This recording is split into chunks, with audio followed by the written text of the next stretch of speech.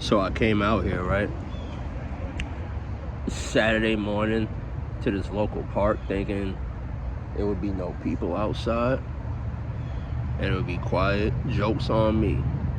It's a damn soccer game going on, which is actually kind of nice. Uh, but damn, it's a lot of people. And I came here thinking it'd be no people. But, you can't always have things you wanted, which ties into the theme of this video. So, I want to talk about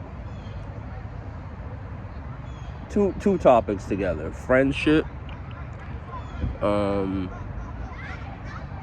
gratitude, good deeds, and rewards. Actually, but it's all kind of one thing. I don't know how to conceptualize and generalize it, but those themes all wrapped in one.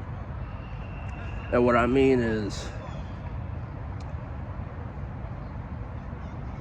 in general, you do good things, and I know there's the whole idea of altruism, like you do good things for the sake of doing good things because you're supposed to do good things. But I don't know.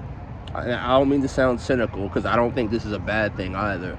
But I think we do good things because we expect a reward.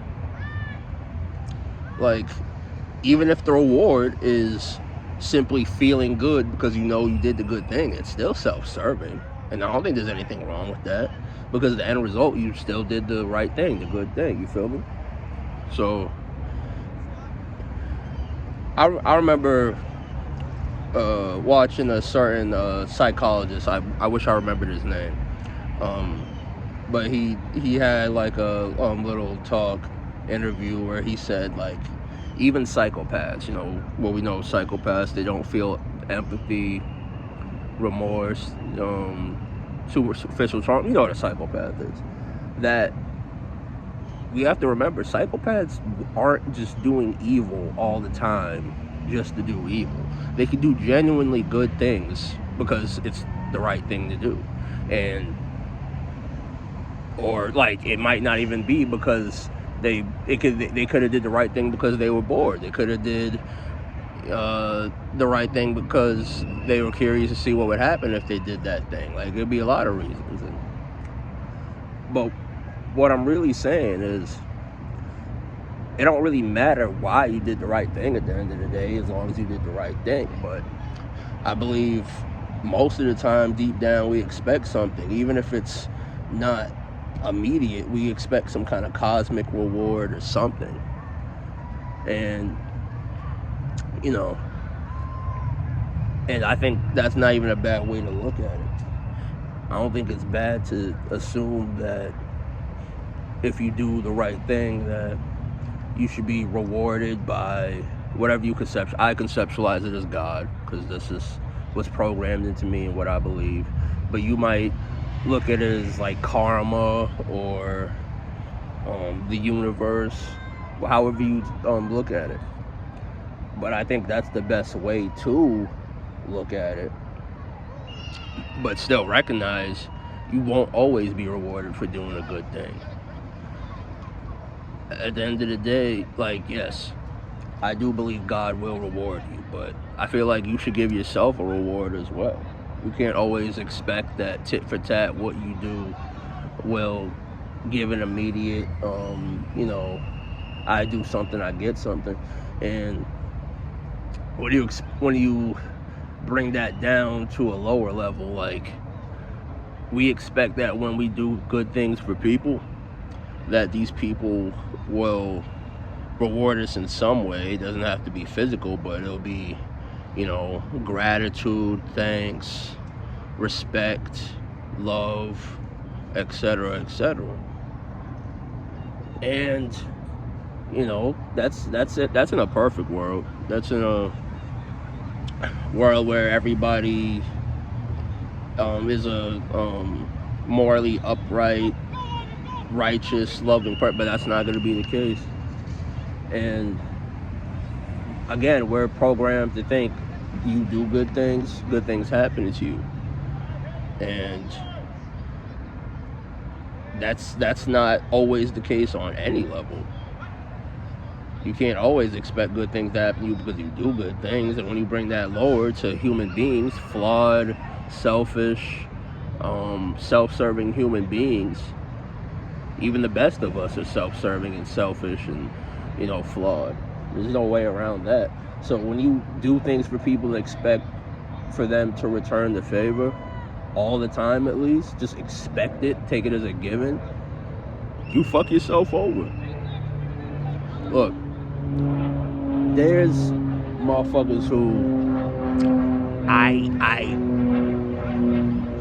literally put my safety, my life, my freedom on the line for. And I've heard those same people say I wasn't there for them. I swear to God. Dudes I said were like my brother and like literally like take up arms to help them. And they said, and I remember during the discussion with one dude, I was like, yo, you know I'm there for you. He's like, yeah, I don't know that. I was like, what? He's like, yeah, one time I called you and you didn't pick up the phone. One time, bro. He brought up one time I didn't pick up the phone. Not like, the assumption that I might have been doing something or going through something or busy, like. But I don't do that shit. I don't assume, like, and I'm sure I got back to him at a certain, but because I didn't pick up the phone that one moment that he said he needed me, he could generalize and say I wasn't there for him, even though I was willing to risk my life for him at one point. There's motherfuckers who I don't talk to today, again, dudes who are like, I would call my brother and I would be willing to die for again, and they don't talk to me anymore. And I did these niggas laundry. I used to do this nigga's laundry for him when he didn't have the time, the money, the capability to wash his own fucking clothes. I did his laundry in my house for him. And I don't even talk to this nigga anymore, and he never even told me, like, why he don't fuck with me anymore. And I thought I was owed an explanation, at least for, not even felt I was owed. I'm owed an explanation, but I'm not gonna expect to get it. I'm not, again, you just can't expect, and that's the whole point. So, but you can't stop doing the right thing either. You can't. And you also can't expect that when you do the right thing that it's always gonna pay off. You might not see your reward in this lifetime. Anyone, from my spiritual people, specifically people of Abrahamic faith, Christians, Jews, who know the story of Job. Job was a man without flaw who was completely faithful to God. And Satan said to God, he's only faithful to you because you give him all these things, all the wealth and nice family and all that. If you take that away from him, he'll curse you. God said, no, he won't. And he let Satan do whatever he willed to Job. Killed all his kids, took everything away from him, gave him sickness, and just completely destroyed him. And Job, and understandably so, like, he questioned, like, why would this happen to me? And Job's friends said, Job, you must have done something. Just admit what you did. And Job had to, like, keep defending himself. No, the fuck, I did not do anything wrong. And they made Job mad because he's like, I never did anything wrong to deserve this. And toward the end of the story, God tells him, he says, you think because you're good that only good things could happen to you? Essentially, I'm paraphrasing.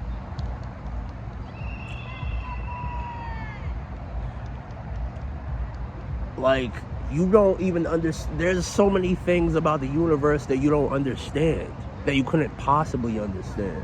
and you're questioning me? You're questioning me?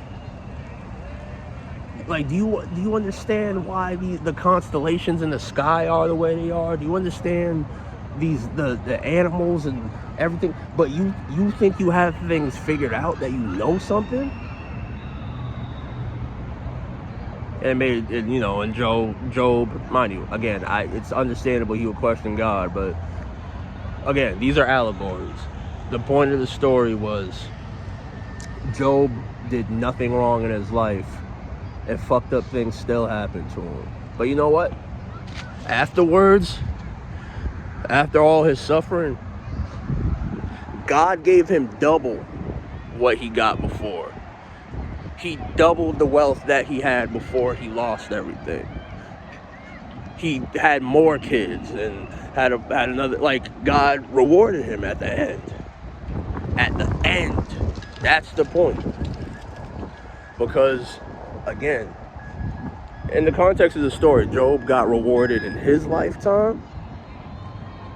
But listen, man, you might not be rewarded in your lifetime, and that's a hard pill to swallow. But you got to look past this world. You got to look past this reality and think in terms of, the cosmos and where we go after this. This isn't the beginning or the end, because those things don't even exist.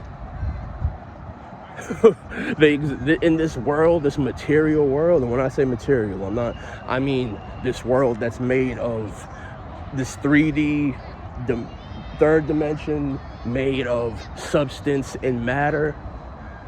There's an existence beyond this, eternity.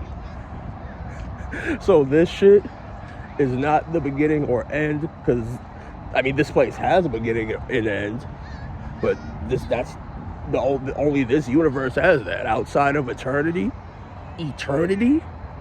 which we can't even conceptualize fully because of the constraints of our own mind. That's real reality. And that's when you'll see, that all this, you thought that this would happen and that 1 + 1 = 2. 1 + 1 could equal whatever. So hopefully this ain't going over y'all heads too much, but my main point was, because I kind of, got a little big, but my main point is, in this world, expectations are expectations, and they don't line up with reality. And if you want to be a good person, a righteous person, a God-fearing person, or a spiritual being that could transcend this world, you can't just expect I give and I get. That's just not how things work at the end of the day. So when you do good to be good. Or do good, just do good because you're bored. And that'll still be all right. You feel me? So hopefully y'all enjoy y'all day. This is yours. Peace and out.